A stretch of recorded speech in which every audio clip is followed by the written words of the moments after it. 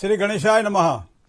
दुर्गे स्मृता हरसि भीतिम शेष जंतो स्वस्थे स्मृता मतिमतीव शुभम ददासी दारिद्र दुख भयहारिणी कातो धन्य सर्वोपकार करणाय सदार्थ चित्ता। सर्व दर्शक मित्रों सुप्रभात, जय श्री गणेश। વી ટીવીની આ વિશેષ રજૂઆત ભવિષ્ય દર્શન કાર્યક્રમ જ્ઞાન આધ્યાત્મિકતા અને જ્યોતિષનો આ ત્રિવેણી સંગમ। મિત્રો આજે એક એવી અવનવી વાતો જાણવી છે કે જે આપણી પાસે જ છે છતાંય આપણને ખબર નથી કે આપણામાં તર્ક શક્તિ કેવી છે, આપણામાં માનસિક આપણી શક્તિ કેવી છે, કઈ રીતે જાણી શકાશે એની પણ વાત કરીશું આજે। સાથે સાથે 12 રાશિના જાતકોનો આજનો દિવસ કેવો રહેશે, શુક્રથી લાભ, શુક્રથી નુકસાન, કયા મંત્રોનો જાપ, શેનું કરવું જોઈએ દાન, આપના પ્રશ્નોના જવાબ, આજ તો પત્રો પણ આવેલા છે, પત્રોના જવાબ પણ આપવાના છે। તો આ બધી જ વસ્તુઓનો સંગાથ એટલે ભવિષ્ય દર્શન કાર્યક્રમ, જેમાં જ્ઞાન છે, જેમાં આધ્યાત્મિકતા છે, જેમાં જ્યોતિષનો આ ત્રિવેણી સંગમ છે। શરૂઆત કરીએ પંચાંગથી। તદેવ લગ્નમ સુદિનમ તદેવ તારાબલમ ચંદ્રબલમ તદેવ વિદ્યાબલમ દેવબલમ તદેવ લક્ષ્મીપતે તે દ્રિયુગમ સ્મરામી। પંચાંગની વાત કરીએ તો આજે 19/7/2024 મહાલક્ષ્મીજીને પ્રિય એવો આજે શુક્રવાર છે। અષાઢ મહિનાના શુક્લ પક્ષની ત્રયોદશી એટલે 13 છે આજે, અને મૂળ નક્ષત્ર ઇન્દ્ર નામનો યોગ અને તૈતિલ નામનું છે આજે કરણ। ધન રાશિનો ચંદ્રમા છે, તો જેના અક્ષર છે ભ, ધ, ફ અને ઢ, તો ધન રાશિવાળા જાતકો માટે આજનો દિવસ મંગલમય રહેશે। સાથે સાથે જે કોઈ જાતકોનો જન્મ થાય એની ધન રાશિ રહેશે, ભ, ધ, ફ અને ઢ અક્ષર પર એનું નામ રાખવાનું રહેશે। મૂળ નક્ષત્રમાં જેનો જન્મ થયો હોય એના માટે પૂજા માટે આજે શ્રેષ્ઠ દિવસ છે। જેને ધનની પ્રાપ્તિ કરવી છે એના માટે ભગવાન કુબેરની ઉપાસના માટેનો આજે શ્રેષ્ઠ દિવસ છે। જેને એક મનગમતું પાત્ર જોઈએ છે એને કામદેવના પ્રતિક સ્વરૂપ ભગવાન શ્રી હરિ કહેતા ક્લીમ કૃષ્ણાય નમઃ આ મંત્રનો જાપ ખૂબ જરૂરી છે, કારણ કે આજનો દિવસ આવો મજબૂત અને મહાન છે। આજે જયા પાર્વતીનું વ્રત પણ છે, દીકરીઓ હોય, માતાઓ હોય, આજે આ વ્રતને ઉજવશે। 5 દિવસ સુધીનો વ્રત હોય છે, તો આજથી એનો પ્રારંભ પણ થઈ રહ્યો છે। જય ગણેશ। હવે વાત કરીએ દિન વિશેષની। સામાન્ય રીતે ઘણી વખત નજીકમાં આપણી પાસે હોય છે છતાં આપણને ખબર નથી હોતી। ઘણી વખત રાંધેલું રસોડામાં પડ્યું હોય પણ ભૂખ્યા આપણે આટા મારતા હોઈએ। શું કામ? કે કોણ છીબા ઉચકાવે, કોણ અંદર જુએ કે કંઈ છે કે નહીં, પણ સહેજ રસોડામાં નજર કરીએ અને છીબા ઉચકાવે ખબર પડે કે આ બધું જ આપણા માટે રાંધીને તૈયાર રાખવામાં આવેલું છે। એ મને ને તમને ભગવાને આપણા જે ભાગ્યનું ઘડતર છે ને એ ઘડીને મોકલેલું જ છે। આપણે તો ખાલી એને ગોતવાનું છે ને એના આધારે ચાલવાનું છે। કોઈ પણ ગામ જવું હોય ને તો પણ આપણે ગામના નામની ખબર હોવી જોઈએ, કયા તાલુકામાં કયા જિલ્લામાં આવ્યું, આપણે રહીએ છીએ એનાથી કેટલું દૂર થાય, ત્યાં કોણ આપણું બીજું સગું વાલું રહે છે, આ બધી વસ્તુઓનું આપણે તારણ નક્કી કરીએ ને પછી જઈએ ને। શું કામ? કે એનું લેસન કરવું પડે। સીધા ગામમાં જઈને ઉભા રહીએ તો કદાચ જેના ઘરે જવાનું એનું સરનામું ના હોય તો પાછો ઘરે ફોન કરવો પડે કે ભાઈ આપણે જેના ઘરે જવાનું એનું સરનામું શું છે, તો આ બધી વસ્તુઓ મિત્રો આપણે ખાસ ધ્યાનમાં રાખતા હોઈએ છીએ। તો મારા તમારા ભાગ્યને ઘડવાવાળા પરમાત્મા છે એને મને તમને જે આપેલું છે કેમ નથી જોતા? જોવું જોઈએ। અને એટલા માટે કદાચ મને લાગે છે ત્યાં સુધી જેટલું શાસ્ત્રમાં જ્યોતિષનું મહત્વ છે, જ્યોતિષ એ વેદની આંખો તો છે જ, જે વેદના 6 અંગ છે એમાંનું જ્યોતિષ એક અંગ છે જે જોવાનું કામ કરે, પણ એની અંદર ઘણા બધા વિભાગો આપણને જોવા મળે છે। તમે જોજો વાસ્તુશાસ્ત્રની અંદર વાસ્તુશાસ્ત્રી તમારા ઘરની અંદર જે નકશાઓ બનાવીને જે વસ્તુઓ આપણને બતાવતા હોય છે એ શરીરના 5 તત્વો અગ્નિ, પૃથ્વી, વાયુ, જળ અને આકાશ, અને એના આધારે 4 દિશા, 4 ખૂણા, ઉપર ને નીચે 10 દિક્પાલના દેવતાઓ ક્યાં નિવાસ કરે છે, ઘરની અંદર કયા પ્રકારનું વાસ્તુ છે એ બધું જોતા હોય છે। ગૌમુખી, વ્યાઘ્રમુખી, કયા મુખનું આ દ્વાર છે, શેના કારણે લાભ કરાવડે, કયો દિશુ ખૂણો છે, વાસ્તુશાસ્ત્રમાં એટલું જ મહત્વ છે। હવે એ જ રીતે બીજું મહત્વ છે સામુદ્રિક શાસ્ત્રનું। ઘણી વખત તમને જોવું કે આ નેણોની વાત કરીએ ને આપણે કે 2 નેણો કેવી છે એના પર ખબર પડી જાય। ખાસ કરી બહેનો માટે સ્ત્રી લક્ષણની અંદર બતાવવામાં આવેલા છે મુદ્દાઓ। વરાહ મિહિરજીએ ખૂબ સારી રીતે બતાવેલું છે કે આ જે નેણો સરસ મજાની અર્ધચંદ્રાકાર આકારે હોય તો એ સ્ત્રી હંમેશા દરેક પ્રકારના સુખને ભોગવવાવાળી હોય છે। ક્યારેક 2 નેણો ભેગી થઈ જતી આપણને જોવા મળે છે। આના અલગ લક્ષણ હોય, ક્યાંથી પ્રકૃતિમાં એ નેણ વરે છે। અત્યારે આપણે વાળી નાખીએ 2 નંબરની વાત છે, હા, આઈબ્રો કરીને, આ તો ઓરિજિનલની વાત કરું છું હું તમને। તો આ બધી વસ્તુઓ જો આપણને સમજણ પડતી હોય તો એક વસ્તુ હસ્તરેખાની પણ છે, અને હસ્તરેખાની અંદર પણ જે પ્રમાણે અંગૂઠાથી માંડી અને દરેક આંગળીઓનો જે વ્યવહાર તહેવાર છે, સાથે સાથે દરેકનું એક અલગ મહત્વ છે। આંગળીના વેઢાઓનું મહત્વ છે, 2 આંગળી વચ્ચે કેટલી જગ્યા રહે છે એનું મહત્વ છે, આમ જ્યારે ફ્લેટ કરો ત્યારે આંગળી સીધી ચાલે છે કે આમ ત્રાસી જાય છે એનું મહત્વ છે।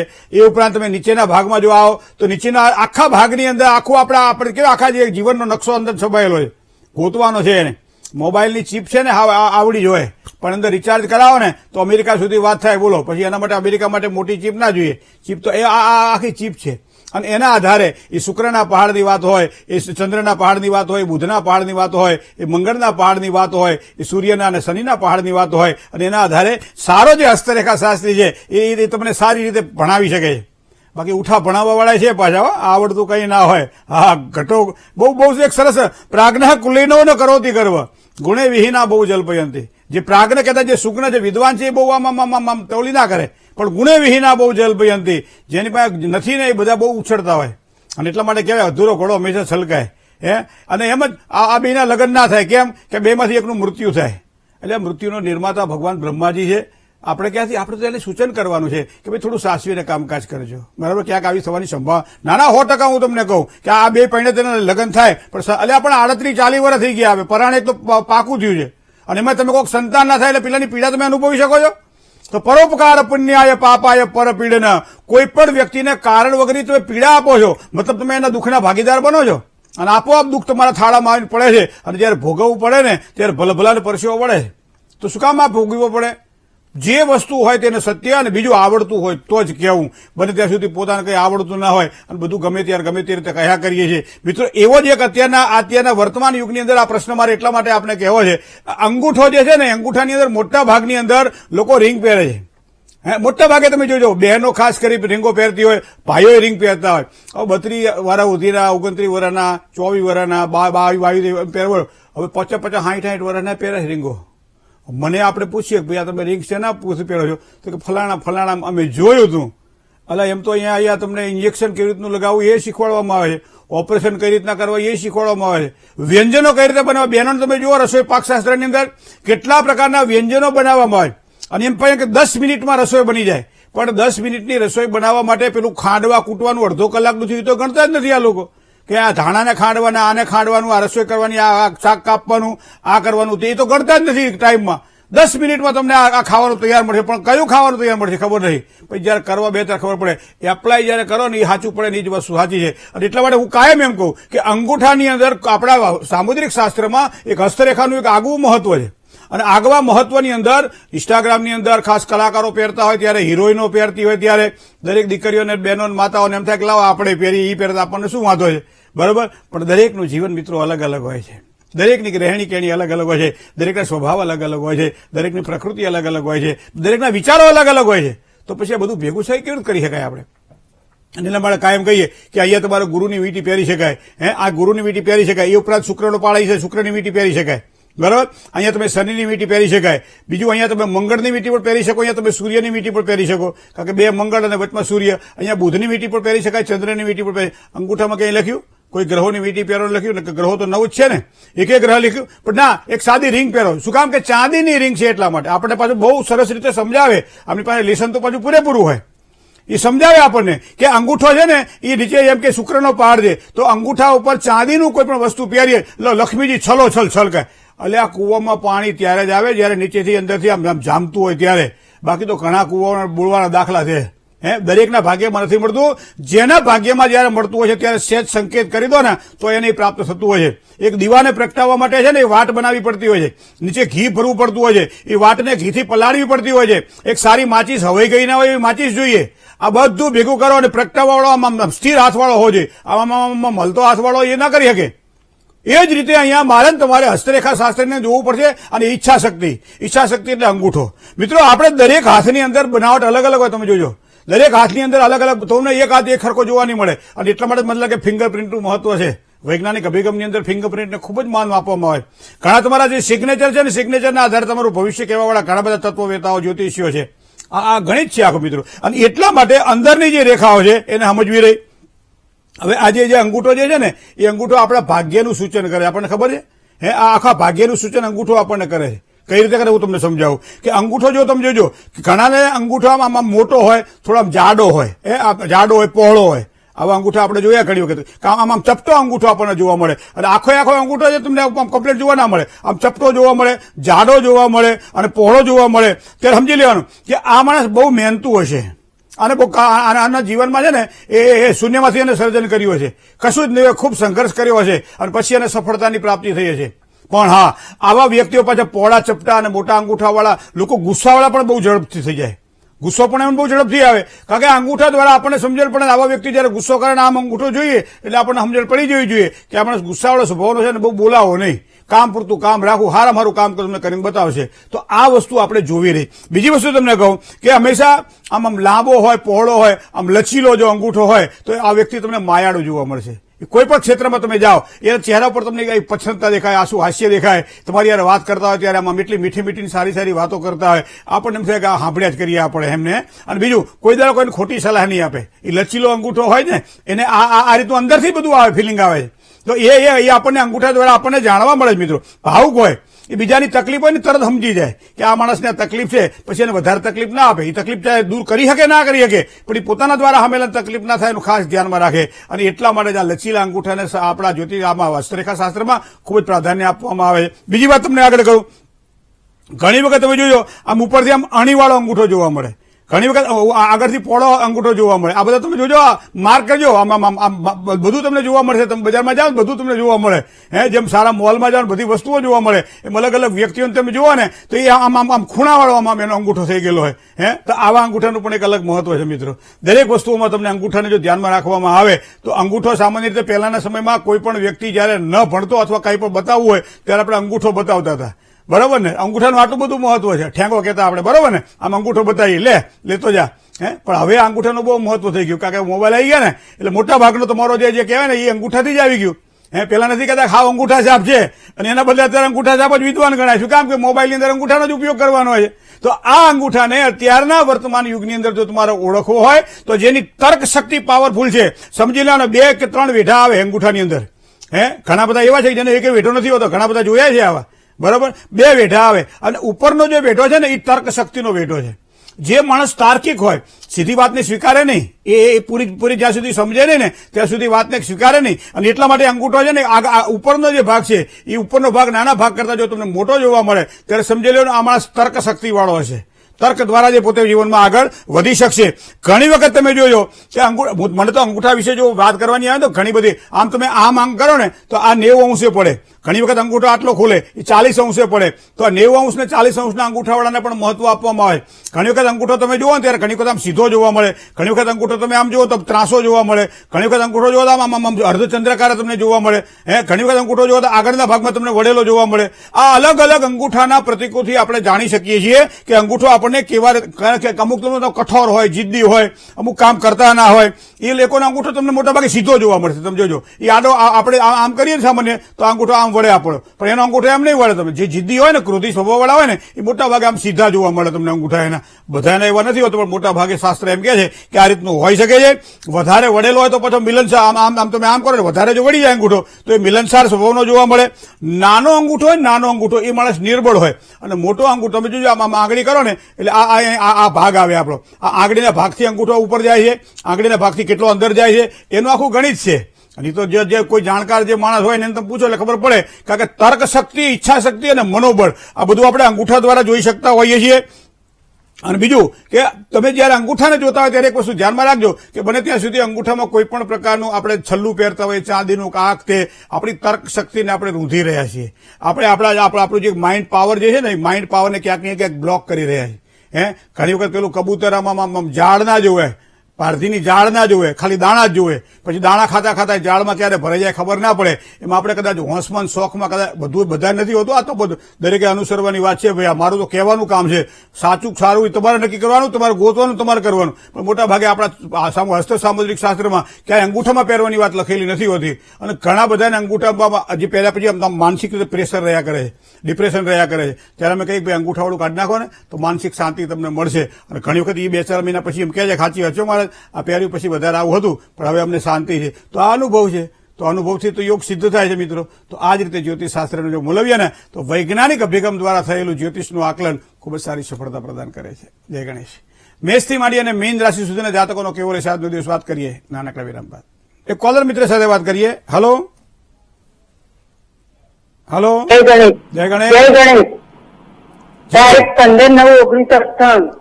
15/9/1998 સમય સવારે 8:30. સવારે 8 કલાક અને 30 મિનિટ. જન્મ સ્થળ જન્મસ્થળ હારી. શું પ્રશ્ન હતો? એટલે આમાં તમે તે કીધું હતું કે નારણબલી કે તમારે પિતૃદોષ નું નડે, પિતૃદોષ માં નારણબલી કરાવી, પણ એમાં અમારે રાગ ના હોય તો શું કરવાનું?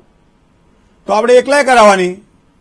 એકલા થઈ શકે? હગાવાલા ના આવતા હોય જાનમાં તો છોકરાના લગ્ન નહીં કરવાના?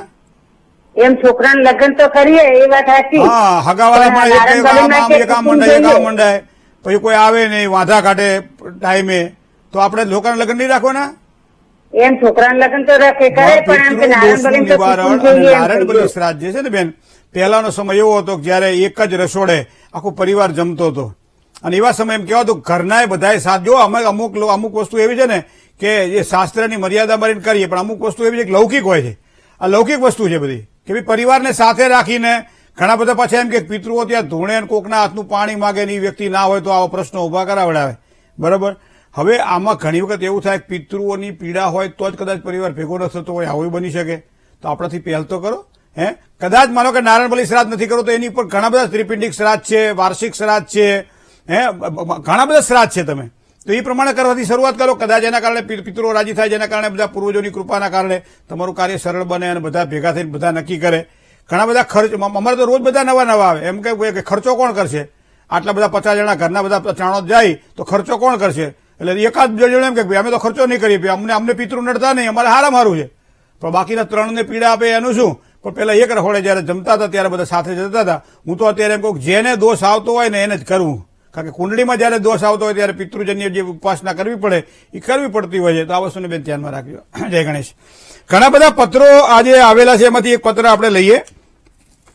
સરકારી કામકાજમાં ફસાઈ ગયેલ છે, અત્યારે કસ્ટડીમાં છે, તો તેનો કેસ ક્યારે ફાઇલ થશે એવું એક મિત્રએ લખ્યો છે, અને એ પ્રશ્ન મારા ભાઈ માટે છે. તો એ પત્ર પણ આપણે પત્રો લેવા છે મિત્રો. ઘણા બધા પત્રો છે, આની અંદર ઘણા સારા પણ છે અને ઘણા બધા જનરલ પ્રશ્નો પણ છે. આપણે વાત કરતા હતા કે એક ભાઈનો પ્રશ્ન છે, અને એમને 6/5/1997 3:30 થી 4 ની વચ્ચે જન્મ છે. કોઈ કારણોસર સરકારી કામકાજમાં ફસાઈ ગયેલ છે, તો અત્યારે કસ્ટડીમાં છે, તેનો કેસ ક્યારે ફાઇલ થશે અને આગળનું ભવિષ્ય કેવું રહેશે? સામાન્ય રીતે આવા પ્રશ્નોને આપણે બહુ આટલા ઝડપથી જવાબ આપી શકતા નથી, પણ સિંહ રાશિનો મંગળ 12મા સ્થાનમાં, એટલે બંધનનું સ્થાન 12મું સ્થાન છે. કદાચ કોઈ સ્વભાવની ઉગ્રતા અથવા તો એવા કોઈ જવાબો આપણે આપી દીધેલા હોય જેના કારણે કદાચ આવા પ્રશ્નો ઉપસ્થિત થયા હોય.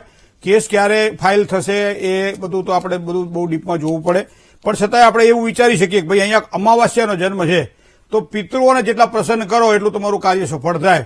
પીપળે જળ ચડાવવું જોઈએ. બરાબર. પિતૃઓની પ્રસન્નતા માટે ઘણા બધા એવા ઉપચારો છે જે કરવાથી એને કંઈક થોડી રાહત થાય. જો સાચો હશે તો ચોક્કસ એને સારી સફળતા મળશે. જય ગણેશ. બીજો એક પત્ર છે, ગજેરા હાર્દિક પોપટભાઈ કેશોદ છે. 10/7/1997 એમનો જન્મ છે. બધા સુધી હાર્દિકભાઈના પ્રશ્નો તો ઘણી બધા આવી ચૂકેલા છે, લગભગ 10/7/94 10/7/1994 જન્મ છે. સવારમાં 10:30 10:30 અને જન્મ સ્થળ છે કેશોદ. મારું નામ હાર્દિક છે. પ્રશ્ન, મારે સોલારનો બિઝનેસ છે, તે મારે સફળતા મળતી નથી. ધંધો સારો ચાલે તો ઉપાય બતાવો. ઓર્ડર આવે તેની સાથે વાતચીત થાય પણ કોઈ પરિણામ મળતું નથી, માટે કયું સિટી ધંધો કરવા માટે સારું? ક્યાં જઈ શકું તો મારો ધંધો ચાલે? લગ્ન યોગ છે કે નહીં? સુરત જવું છે, જવાય કે નહીં? તો હવે ધંધાની સફળતા માટે મિત્ર એક વસ્તુ ધ્યાનમાં રાખીએ કે આપણે જે પસંદ કર્યું છે સૂર્ય પ્રધાન અને મંગળ પ્રધાન વ્યવસાય છે. હવે વૃષભ રાશિનો મંગળ તો બેઠેલો છે અહીંયા તમારા 10મા સ્થાનની અંદર, મતલબ વ્યવસાયમાં સારી સફળતા મળે. અત્યારે સમય થોડો ખરાબ ચાલી રહ્યો છે, કારણ કે બીજા દ્વારા કામકાજ કરવાનું હોય, બીજા માટે કામકાજ કરવાનું હોય, બીજાથી લઈને કામકાજ કરવાનું. તો એવા સમયે કુંભ રાશિમાં 7મા સ્થાનમાં રહેલો શનિ થોડીક તકલીફ ઉભી કરાવડાવે. બાકી સ્થળ બદલવાની અત્યારે જરૂર દેખાતી નથી. 2025ના માર્ચ મહિના પછી સ્થળ બદલવું હોય તો વિચારી શકાશે. બાકી અત્યારે જ્યાં છો ત્યાં કામ કરો, અને બીજું વિશેષ કામમાં ધ્યાન આપીને કામકાજ કરો. કારણ ઘણી વખત એવું થાય કે 5 દિવસનું કામ 15 દિવસમાં પૂરું ના થાય, અને એના કારણે ના તો પૈસા મળે ને આપણી આબરૂ જાય. તો આ ન થાય એના માટે શનિવારના દિવસે એકટાણું કે ઉપવાસ કરો. દરરોજ સાંજે હનુમાન ચાલીસાનો પાઠ કરો. એના કારણે સારી સફળતાની પ્રાપ્તિ થશે. જય ગણેશ. હવે વાત કરીએ આપણે લેવાના જ છે, તો પછી એક પત્ર ઓર પણ આપણે લઈ લઈએ. ધોળકાથી રાઠોડ મહેન્દ્ર ખેંગારભાઈ, 2 પત્રો છે એમના. ટોટલ 4 પત્રો છે એમના. 2 પત્રો કવરમાં નાખે, બીજા 2 પત્રો કવરમાં નાખે, એટલે જવાબ પ્રશ્ન એક નાખીએ પણ 2 અલગ અલગ લખે. એમને કે આ ના લાગે તો આ લાગી જશે, એમ આ એના જેવી વાત છે બધી. હવે અહીંયા પ્રશ્ન એમનો જે છે એ પેલા આપણે જન્મ તારીખ એમની નાખી દઈએ કે મહેન્દ્રભાઈ રાઠોડ 21/11/88 21/11/1988 માં જન્મ છે અને સવારમાં 5 થી 5 ને 15 પરોડીએ 5 ને 15 આપણે નાખીએ, બરાબર. અને જન્મ સ્થળ છે ચિયાળા, બાવળા તાલુકાનું. એકવાર લગ્ન થયા હતા, હાલ છૂટાછેડા થયેલ છે, તો ફરી લગ્ન ક્યારે કઈ રાશિ સાથે થશે, જન્મની રાશિ કઈ આવે તે જણાવશો. હવે સામાન્ય રીતે જન્મની રાશિ જે આપણી છે મિત્ર મહેન્દ્રભાઈ, તો તમારી કુંડળી પ્રમાણે જો ધ્યાનમાં રાખીએ તો અહીંયા તમારી પોતાની રાશિ મીન આવે છે. દ, ચ, જ અને થ, મતલબ અહીંયા સિંહ રાશિ આવતી નથી, એટલે મીન રાશિ છે. કારતક મહિનાના સુદની 13 અને રવિવારની રાત્રિની સોમવારના પરોઢિયાનો જન્મ છે તમારો. હવે લગ્ન યોગની અંદર આપણે કાયમ કહેતા હોઈએ કે તુલા, વૃશ્ચિક અને ધન રાશિના શનિની વાત આપણે આવતી હોય. હવે જુઓ, શનિ ધન રાશિનો છે, બેઠેલો છે તૃતીય પરાક્રમ સ્થાનમાં. બીજી વસ્તુ 5મા સ્થાનમાં રાહુ છે, એ પણ લગ્ન યોગમાં તકલીફો ઉભી કરાવડાવે. છૂટાછેડાના દાખલા પર તમે જોયા, બરાબર. બીજા લગ્ન ક્યારે થશે તો હજી રાહ જુઓ, 6-8 મહિના રાહ જોવાની જરૂરી છે, કારણ કે અત્યારે તમારે ટોટલ 36મું વર્ષ ચાલે છે. હજી 2 મહિના પછી 37મું વર્ષ બેસશે. 37મું વર્ષ 6 મહિના પૂરા થાય એ આસપાસ લગ્નના યોગ દેખાઈ રહ્યા છે. મેષ રાશિથી લેણું છે, મિથુન રાશિથી લેણું છે, કન્યા રાશિથી અને મીન રાશિથી, 4 રાશિથી લેણું છે અને જન્મસ્થાનથી પૂર્વ દિશામાં એક સારા યોગ તમારા બની રહ્યા છે. હવે બીજી એમનો પ્રશ્ન છે ઉદયભાનુ રાઠોડ. ઉદયભાનુ, આજે બધાને એમ થાય કે ભાઈ અમારા પ્રશ્નો આવી જશે, બધા બિચારાને શ્રદ્ધા છે, તો બધાનો આપણે લાભ લઈએ. આજે 9/5/1992 9/5/1992 માં જન્મ છે. શનિવારે સાંજે 7 થી 7:15, તો આપણે 7 ને 15 લઈએ, 15 મિનિટ બહુ ફેરફાર પડશે નહીં. જન્મ સ્થળ છે ચિયાળામાં જ, બાવળા તાલુકા, બરાબર. કઈ રાશિ આવે છે, લગ્ન ક્યારે અને કઈ રાશિ જોડે થશે, તો લગ્ન તો પેલા મોટા ના થાય પછી નાના ના થાય ને, એવું એક સામાન્ય નિયમ આપણો કરો. ગમે એટલા ગ્રહો હારા હોય પણ મોટાનું જ્યાં સુધી ઠેકાણું પડે નહીં ત્યાં સુધી લગભગ નાનાનું ઓછું આમ સામે હોય તો આપણે લેતા હોતા નથી. પણ હવે અહીંયા તમારી વાત કરવામાં આવે તો વૃશ્ચિક રાશિથી લેણું છે, મકર રાશિથી લેણું છે, મેષ રાશિથી લેણું છે, તુલા રાશિથી લેણું છે, આ 4 રાશિથી લેણું છે. સૂર્ય શુક્ર ભેગા પડ્યા છે, મતલબ પોતાની પસંદગીના પાત્ર સાથે વિવાહની સારી શક્યતાઓ છે. અને મને લાગે છે અત્યારે 33મું વર્ષ તો ચાલે છે અને આ વર્ષ તમારા માટે 33મું વર્ષ લગ્ન માટેનું વર્ષ છે. તો આ પ્રમાણે તમારે આગળ વધવું રહ્યું. તમારી પોતાની જે રાશિ છે એ રાશિ કર્ક આવે છે, જેના અક્ષર ડ અને અ છે. જય ગણેશ. એક કોલર મિત્ર સાથે વાત કરીએ. Hello hello hello. જય ગણેશ. જય ગણેશ. મહેન્દ્રભાઈ, હું મહેશ્વરી બાબુલ વંજારથી. જી. મારી જન્મ તારીખ છે 17/9/2001. હા, સમય સવારે 8 વાગે ને જન્મ સ્થળ છે દાહોદ. બરાબર. મેં તમને સંતાન વિશે પૂછ્યું હતું ને, તો ગણપતિ દાદાજી માતાજીની દયા છે, તો 5મો મહિનો ચાલે છે, તો રવિવારે પૂનમ છે, તો મુહૂર્ત કયું સારું રહેશે પંચમાસીનું? શેનું મુહૂર્ત બેન? પંચમાસી હોય ને, 5મા મહિને બાંધવાની એટલે પંચમાસી, આમાં થોડું મુહૂર્ત જોવાય. એટલે રવિવારે વાત કેવું રહે છે? સારો રવિવાર ને દિવસ ગુરુવાર જોઈએ આમાં, પણ આમાં મુહૂર્ત ના જોવાનું હોય બેન. આ મુહૂર્ત જોવા માટેનું આ કાર્યક્રમ નથી ને મોટા. આ આગળ કેવું મુહૂર્ત ના રહેશે? જોવાય, એમાં તો નક્ષત્ર બળ જોઈએ, ચંદ્ર બળ જોઈએ, સૂર્ય અને ગુરુનું બળ જોઈએ. આ 3 માસી થાય ત્યારે પંચમાસી બાંધવાનો એક સારું મુહૂર્ત નીકળે. હવે આટલું બધું મારે દયણું એ કાર્ય કેવી રીતનું કરું? મારી ઘંટી તો બહુ નાની છે બેટા. આગળ કેવું એના માટે રહેશે? વ્યવસ્થિત આપણા ગોર બાપા હોય ને, એ ગોર બાપા પાસે જોડાઈ લેજો. હા, જય ગણેશ. હા. બીજા કોલર મિત્ર સાથે વાત કરીએ. Hello hello. હા, જય ગણેશ દાદા. અવાજ આવતો નથી. હાલો. હાજી. હા, જય ગણેશ દાદા. જય ગણેશ. હા, હું બાવળાથી બોલું છું. હે? બાવળાથી બોલું છું. હા, બોલો. હા, અને મારી જન્મ તારીખ છે 5/9/88, રાત્રે 10:15 મિનિટે. 5/9/1988, 10:15.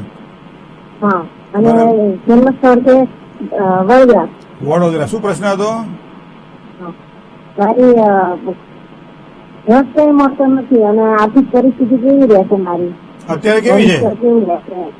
અત્યારે નબળી છે, બહુ નબળી. પેલા હતી ને તો પણ એવું હતું. હવે ત્યાં સારું થઈ ગયું. ટેલિફોનમાં કંઈક થોડો પ્રોબ્લેમ લાગે, પણ હું જે સમજ્યો એ પ્રમાણે ભાગ્યસ્થાનનો માલિક બુધ 12 બેઠેલો છે. આવક ઓછી ને ખર્ચ વધારે એવી શક્યતાઓ અત્યારે દેખાઈ રહી છે. તો એનો મતલબ એવો થાય કે બુધ એટલે ભગવાન વિષ્ણુની પૂજા તમને ખૂબ જ સારો પરિણામ આપે. અને વિષ્ણુની પૂજા માટે પીપળે પાણી ચડાવવું જોઈએ. દરરોજ ચડાવો તો વધારે સારું, ન ચડાવી શકે તો દર બુધવારે પણ પીપળે જળ ચડાવો. અને વિષ્ણુ સહસ્ત્રનો પાઠ દર બુધવારે થાય તો કરો. બાકી ઓમ નમો ભગવતે વાસુદેવાય આ મંત્રને જાપ કરો તો ભગવાન હરિકથા નારાયણની કૃપા થશે તો તમારા કાર્ય બધા સરળ બનશે. જય ગણેશ. પત્ર લઈ લઈએ આપણે. સુરતથી નટુભાઈ લખે છે અને 16/10/96 એમના પુત્રનો છે. 16/10/1996 સવારે 10 વાગે અને હવા 10 ની વચ્ચે છે. એટલે આપણે 10 પકડીએ તો સાવરકુંડલા જન્મ છે. નિકુંજ સવારના પુત્રના લગ્ન યોગ સગાઈ ક્યારે થશે, એમાં વિલંબ કેમ થઈ રહ્યો છે, શું જન્મકુંડળીમાં કંઈ નડતર દોષ બાધારૂપ કંઈ હોય તો કૃપા કરી નિવારણ વિધિ કહો તો એ પ્રમાણે જણાવશો. જી નિકુંજની આ પ્રશ્ન છે. હવે અહીંયા શનિ કેતુ સાથે બેઠેલો છે અને અહીંયા તમારી કુંડળી પ્રમાણે જોવા જઈએ તો 28મું વર્ષ ચાલી રહ્યું છે. મતલબ આ શનિ 5મા સ્થાનમાંથી પૂર્ણ દ્રષ્ટિ 7મા સ્થાન ઉપર કરતો હોવાના કારણે લગ્નમાં વિલંબ થાય. તો એના માટેનું કદાચ તમે કહ્યું એ પ્રમાણે જો કરવું હોય તો તમારે શનિ મંડળ મહાપૂજા અવશ્ય કરાવડાવી, જેના કારણે દાંપત્યની સુખાકારી સારી મળે, સારું પાત્ર પ્રાપ્ત થાય. રાહુ સૂર્ય સાથે એકાદશ સ્થાનમાં બુધ પણ જોડાયેલો છે અને એની પૂર્ણ દ્રષ્ટિ પડી છે. 5મા સ્થાનમાં ક્યાંક પિતૃદોષ પણ દેખાઈ રહ્યો છે. બીજું વૃષભાધિપતિ શુક્ર જે 7મા સ્થાનનો જે સ્વામી ગ્રહ શુક્ર છે એ શુક્ર કુંડળીમાં સિંહ રાશિમાં છે. તો મતલબ ચટમંગની પટ બ્યાવાળી વાત હશે. સગાઈને લગ્ન વચ્ચે વધારે ટાઈમ નહીં હોય અને જન્મ સ્થાનથી દક્ષિણ દિશામાં લગ્ન યોગની શક્યતા સાવરકુંડલાથી અને વૃષભ રાશિથી, કર્ક રાશિથી, તુલા રાશિથી અને મેષ રાશિથી સારું લેણું પણ દેખાય છે. શનિ મંડળ મહાપૂજા અવશ્ય કરાવડાવી લેજો, જેના કારણે લગ્નમાં આવતી રૂકાવટો દૂર થાય. જય ગણેશ. બીજો એક પત્ર છે આપણી પાસે. હવે આ પત્રમાં લખ્યો છે પત્ર એટલે મારે વાંચવો પડે, બાકી પત્રમાં કંઈક પ્રશ્ન છે નહીં એમના, કારણ કે આખી કુંડળી મને મોકલી છે. બરોબર. હવે આ એમની કુંડળી મારે વાંચી, મારા છોકરાની કુંડળી હું નથી વાંચતો, તો આ ભાવિકભાઈની કુંડળી વાંચીને કરું છું, પણ મોકલ્યું છે એમને, કઈ પ્રશ્ન લખ્યા નથી ભાવિકભાઈના. એટલે મિત્ર મને ધનજીભાઈ રાઠોડ મારે એવું તમને કહેવું છે કે કંઈક દીકરાના પ્રશ્ન હોય ને તો તમે લખજો, કુંડળી તો અમે બનાવડાવી લઈશું. બરાબર ને? કારણ કે રિપોર્ટ તો ડોક્ટર કઢાવી લે. બરાબર. આપણે તો ખાલી રોગ કહેવાનો છે કે આ રોગ છે, કારણ કે આ તો બધું જનરલ છે, આમાં બીજું કંઈ છે નહીં. બરાબર. તો એ ભાવિકભાઈ માટે તમારે જે પૂછવાનું છે એ થોડુંક જે વ્યવસ્થિત રીતે તમે પ્રશ્ન જો બતાવશો તો અમે ચોક્કસ એમાં અનુકૂળતા કરી આપીશું. જય ગણેશ. આગળની રાશિની પણ વાત કરીએ. પત્ર પણ આવેલા છે. શું કરવું, શું ના કરવું, શેનાથી લાભ થાય, શું નુકસાન કરાવડાવે, સમય કયો સારો, જેની જન્મ તારીખ છે, જેની મેરેજ એનિવર્સરી છે, એના માટે કેવું રહેશે આજનો દિવસ અને આગામી વર્ષ, એની વાત કરશું નાનકડા વિરામ બાદ. મિત્રો આજે જેની જન્મ તારીખ છે એવા તમામ દર્શક મિત્રોને પહેલા તો ખૂબ ખૂબ શુભકામનાઓ. આગામી વર્ષ તમારા માટે કેવું રહેશે એની શરૂઆત આજથી જ કરવી પડશે. નજીકમાં ભગવાન કોઈ નારાયણનું, કૃષ્ણ ભગવાનનું મંદિર હોય, રામ પરિવાર હોય, દરરોજ સવારમાં અથવા તો દર ગુરુવારના દિવસે એક વખત અવશ્ય ત્યાં જઈને પગે લાગી આવું. સાથે સાથે થોડા ચોખા અને ગોળ અને લાલ પુષ્પ ભગવાનને અર્પણ કરવા. દર ગુરુવારે કરેલું આ કર્મ તમને આખું અઠવાડિયું સારા સફળતાના ચાન્સ ઉભા કરાવડાવશે. આગામી વર્ષ તમારા માટે થોડુંક આ માનસિક અશાંતિવાળું દેખાઈ રહ્યું છે. કાંઈક ક્રોધ હોય, ચંચળતા હોય, આત્મવિશ્વાસનો ક્યાંક અભાવ હોય, જેના કારણે કાર્યમાં સફળતા ન મળે. આવી બધી બાબતો થોડી થોડી મળે, પણ એવા સમયે આ શરણ લેવાથી ભગવાનનું સારા પરિણામોની પ્રાપ્તિ થાય. દરરોજ સવારમાં સૂર્યનારાયણને જળ ચડાવવાનું રાખજો અને બને તો રવિવારના દિવસે કોઈ તમારા હાથે સારું કામ થાય એવો પ્રયત્ન કરજો. તમારા માટે ખૂબ જ શ્રેષ્ઠ રહેશે. હવે જેની આજે મેરેજ એનિવર્સરી છે તમામ દર્શકોને ખૂબ ખૂબ શુભકામનાઓ. દાંપત્ય જીવનનું સારું સુખ આગામી વર્ષ દરમિયાન તમને પ્રાપ્ત થશે. ખાસ ભગવાન ગણપતિની ઉપાસના તમને સારામાં સારો લાભ કરાવડાવશે. કોઈ સારું કામકાજ તમારા હાથે થાય તેવી શક્યતાઓ દેખાઈ રહી છે. ઘરમાં, કોઈ પરિવારમાં કોઈ શાંતિની સાથે સાથે કોઈ સમૃદ્ધિનો વધારો પણ થાય તેવા યોગ પણ બની રહ્યા છે. પણ એકંદરે તમારા માટે આ વર્ષ સારું રહેશે. જય ગણેશ. હવે તન્મે મનઃ શિવ સંકલ્પ મસ્તુ. શુભત્વની વાત કરીએ તો અંકની વાત કરીએ તો અંક 1 છે, જે ખૂબ જ સારો લાભ કરાવડાવે. સિલ્વર અને દુધિયો રંગ આજના દિવસ માટે વધારે સારી સફળતા તરફ તમને લઈ જાય. સમયની વાત કરીએ તો સવારમાં 9 કલાક અને 5 મિનિટથી 10 કલાક ને 47 મિનિટ સુધીનો જે સમય છે એ સમય આજે સારો દેખાઈ રહ્યો છે. સવારમાં 10:30 થી 12 નો ગાળો પછી રાહુકાળનો પણ છે, તો રાહુકાળની અંદર કોઈ પણ નવા કામકાજની શરૂઆત ન થાય, થોડું ધ્યાન રાખજો. શુભત્વની વાત કરીએ દિશાની તો દક્ષિણ દિશા ખૂબ જ સારો લાભ કરાવડાવે. અગ્નિ અને નૈઋત્ય 2 ખૂણા સાચવીને કામકાજ કરજો. વૃશ્ચિક રાશિ અને ધન રાશિ જેના અક્ષર ભ, ધ, ફ અને ઢ છે, ન અને ય છે, આ 2 રાશિવાળા જાતકોએ આજે તન બંધનથી સાચવીને કામકાજ કરવું પડશે. જય ગણેશ. એક પત્ર પણ આપણી પાસે છે. કોઈ દર્શક એમ ના કે અમારો પત્ર આવ્યો નહીં, અમારો પત્ર લીધો નહીં. આજે વીણીને બધાના પત્રો લીધેલા છે. હું તમને કહું છું કે દર શુક્રવારે તમારા પત્રો લેવામાં આવશે. એટલે કદાચ તમને પત્ર લખવાની ઈચ્છા થાય તો પત્ર લખજો. શુક્રવારે આપણે એ પત્ર લઈશું. પહેલા એક તમારો ટપાલ લઈ લઈએ. કૃપાલીબેન જીતેન્દ્ર કુમાર જાદવનો આ પ્રશ્ન છે. 12/11/1995 12/11/1995 અને સમય સાંજે 5:02 એટલે 17:02 જન્મ સ્થળ છે ભચાઉ. સરકારી નોકરીના યોગ છે કે નહીં, તો પહેલા તો તમે શું ભણ્યા છો એ લખ્યું નથી બેન. કેટલું ભણતર પૂરું થયું, હજી ભણી રહ્યા છો કે કેમ, એક પ્રશ્ન કે 29 વર્ષ તો થયા ને ભણી તો લીધું હશે. હવે લગ્ન મિહિર એટલે સિંહ રાશિના વ્યક્તિ સાથે થયા છે, લગ્ન જીવન કેવું રહે છે એ તો લગ્ન કરતા પહેલા પૂછવું પડે ને, હગાઈ કરતા પહેલા પૂછવું પડે. હવે તો હું કોક નહીં સારું રહેતો તો ઉપર ત્યાં તો સારો મુહૂર્ત થઈ જતો રાતમાંથી. રાશિ મેળ આવશે કે નહીં, ના સારું જ આવે હો બેન. કૃપાલી એટલે મિથુન રાશિ છે. હવે એની પછી મિહિરની જન્મ તારીખ પણ એને મિહિરની જન્મ તારીખ એના મા બાપ બતાવશે, બરોબર. હજી આપણને આવશે ત્યારે તમે બતાવજો. પણ હવે તમારી કુંડળીમાં પહેલા તો વાત કરીએ સરકારી નોકરીના યોગની. ધનાધિપતિ ગુરુ છે, ગુરુ કુંડળીમાં મંગળ સાથે યુતિમાં છે, પણ 12મા સ્થાનમાં 8મા સ્થાનમાં છે.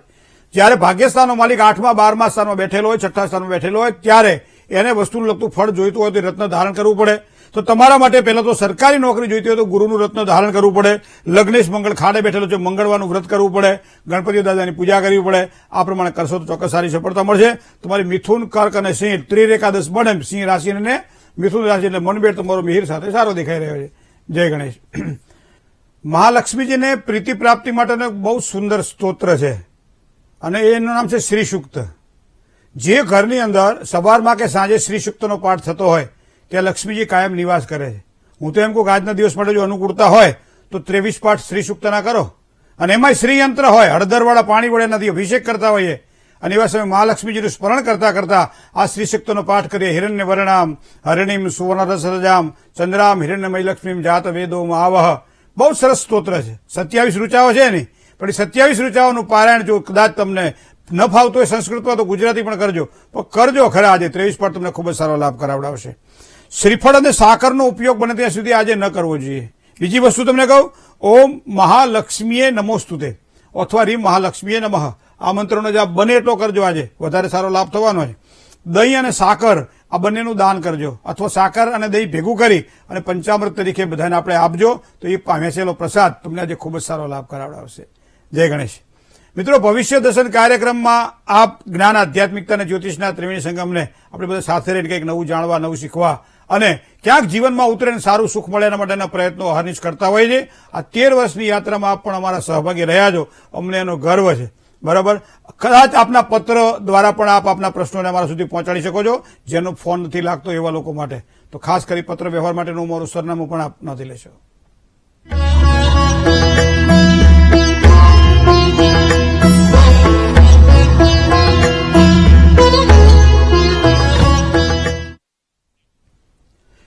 ભવિષ્ય દર્શન કાર્યક્રમમાં આજે બસ આટલું જ. આવતીકાલે નવા વિચારો સાથે ફરીથી પાછા આ જ સમયે અને આ જ પેલા મળશું કાર્યક્રમમાં. અમને રજા આપશો. જય ગણેશ.